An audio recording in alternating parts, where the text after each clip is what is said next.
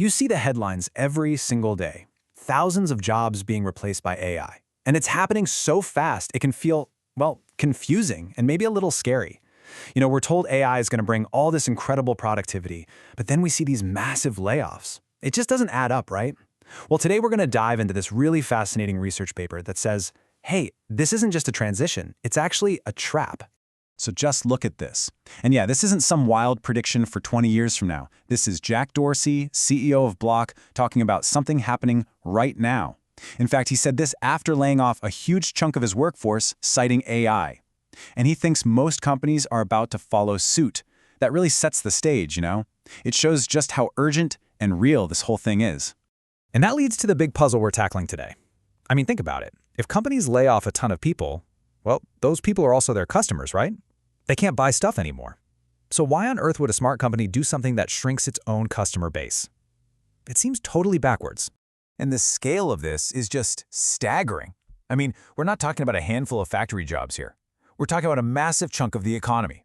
Research suggests that a whopping 80% of the entire US workforce has a job where at least some of their tasks could be automated by the large language models we have today. That means this puzzle we're talking about, it pretty much affects everyone. So, that's the million-dollar question, isn't it? Everybody can see the cliff up ahead. Mass layoffs could totally crater consumer spending. So, if the danger is that obvious, why does it feel like every single company is just flooring it, racing straight toward the edge? Let's unpack the crazy logic behind this. Okay, so the paper we're looking at argues this whole thing isn't just about a few bad decisions by a couple of CEOs. It's actually a systemic problem, a trap, really.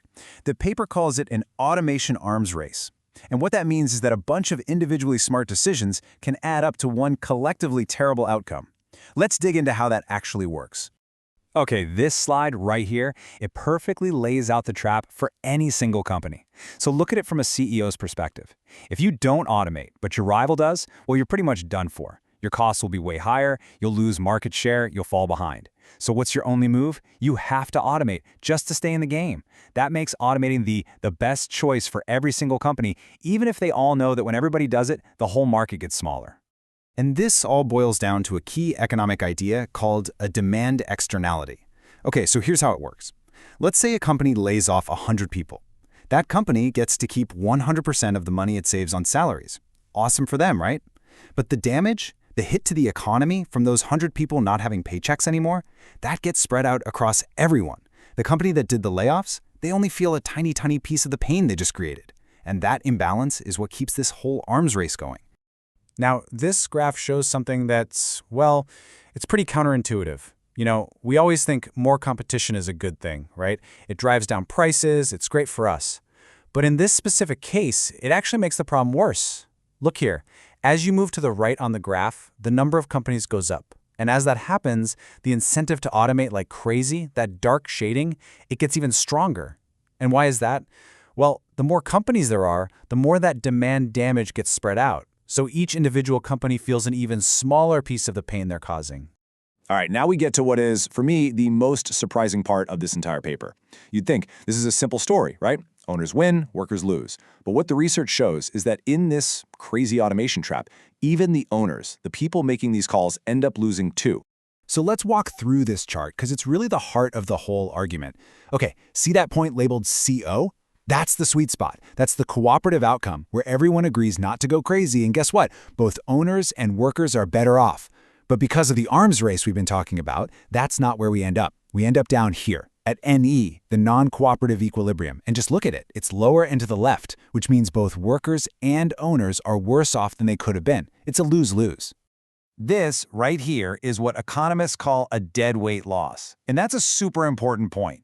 This isn't just about wealth being transferred from workers to owners. It's not one group getting a bigger slice of the pie. No, the entire economic pie is actually shrinking. Value is literally being destroyed for everybody. Okay, so if this whole thing is a systemic trap, how the heck do we get out of it? You hear a lot of ideas thrown around, right? Things like universal basic income or retraining programs.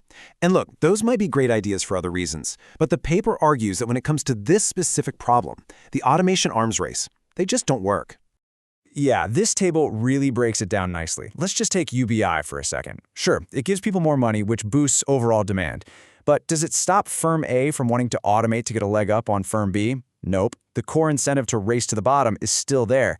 And it's the same story for these other policies. They might help a bit around the edges, but they don't fundamentally stop the race. So, what does work, according to this paper's model anyway? The paper points to one very specific and, yeah, probably pretty controversial solution: a direct tax on automation. So let's break down how that's supposed to work. The idea is based on something called a Pigouvian tax. It's a classic economic tool, actually. The idea is simple. If a factory pollutes a river, you make them pay a tax equal to the damage that pollution causes. Same logic here. If a company's automation is polluting the economy by destroying consumer demand, you hit them with a tax that matches the cost of that damage. You're basically forcing them to pay for the mess they're making for everyone else. Okay, so here's how it would work, step by step. First, you put a small tax on every single task a company automates. Now, here's the key part. You set the tax rate to be exactly equal to the demand damage that action causes to all the other firms in the market. That's the magic trick. All of a sudden, the company has to internalize that cost. They have to feel the full pain of their decision. And just like that, the incentive to automate just for the sake of competition, it vanishes.